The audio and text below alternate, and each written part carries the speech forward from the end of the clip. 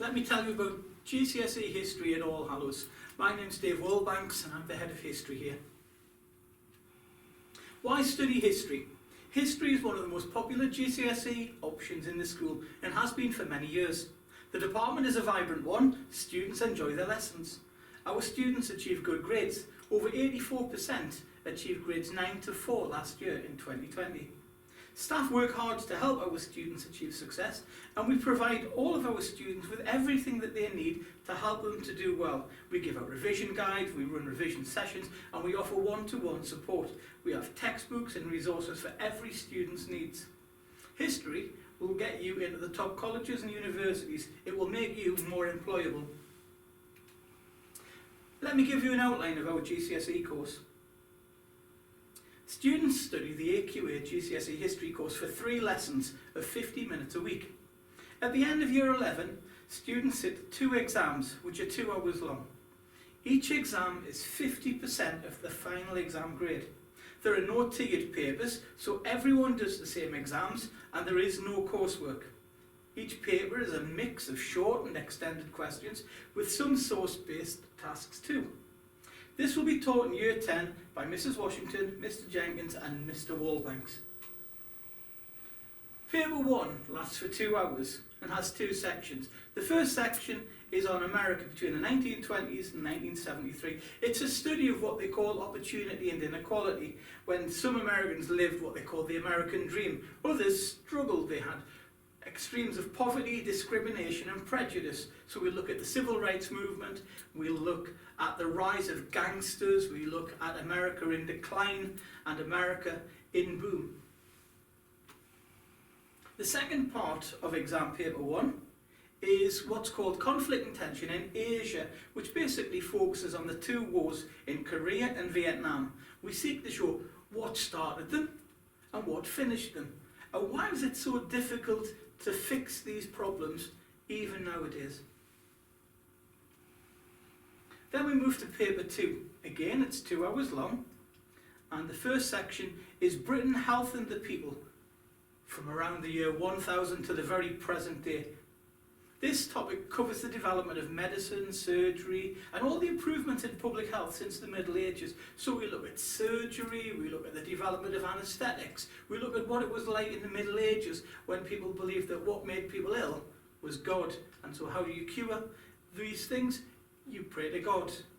We have a look at the different developments in medicine and health, and we look at how the government has stepped in with the NHS.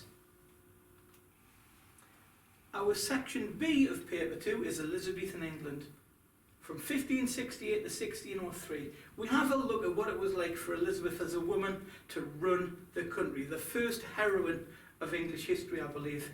We have a look at the impact of trade, religion, foreign affairs, and Elizabeth's own private life. Why did she never marry? Now, what subjects does history go with? Well, studying history at GCSE helps you with other GCSEs and A-level subjects like English literature, languages, media studies, law, politics, philosophy, psychology, economics, sociology, criminology. History helps you to develop the writing and the analytical skills. It can also be really useful alongside science subjects or maths, so it broadens your knowledge and your abilities. What other degrees and qualifications do you need history for? If you want to study history at university, you need to take it at A level. You won't need history for other specific courses, but it is recommended as an excellent subject for keeping your options open when choosing a degree. It can be especially useful for courses that include elements of history, such as archaeology and economics, or classical studies or modern languages, English, the history of art, law, politics, teaching and religious studies. History GCSE can also be useful for vocational courses, so for example going into jobs such as journalism, administration, marketing or even law. Why study history? It might be about the past, but there are plenty of careers in history that you can pursue today. Why study history? Because it's great news for your future. The Which Consumer Guide wrote in its guide for which subject, which career, Historians are regarded as having had an education that trains their minds to assemble, organise and present facts and opinions, and this is a very useful quality in many ways of life and careers. History is an excellent preparation for very many other jobs. The largest 100 companies in Britain clearly rate history. The following figures show the degrees which their directors have. History, 9.9% of all directors in large companies have a history degree. Social studies is 5.5% of all the top leaders, and law makes 10% of all the leaders in these big companies. Why? They all involve a study of history in some element. Fewer than 2% of directors in the largest companies have studied business studies or even ICT. Where can history take you? Well, you can study law. There are loads of jobs such as barrister, magistrate, court ushers, or publishing in the media. There are journalists, editing, writing, or print production managers. Or education, of course, history teaching, private tutor, or university lecturing.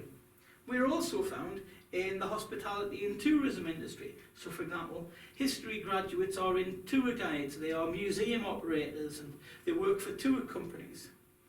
History students work in the public sector. They work as MPs, as civil servants, as social workers. And they also can be found in consultancy. They have the skills which are needed to do the kinds of digital technology-based jobs or financial-based jobs. And you can find those in management consultancy, data analysis, and creative consultancy. So there are loads of jobs for history. You don't just train in history at GCSE to become a history teacher.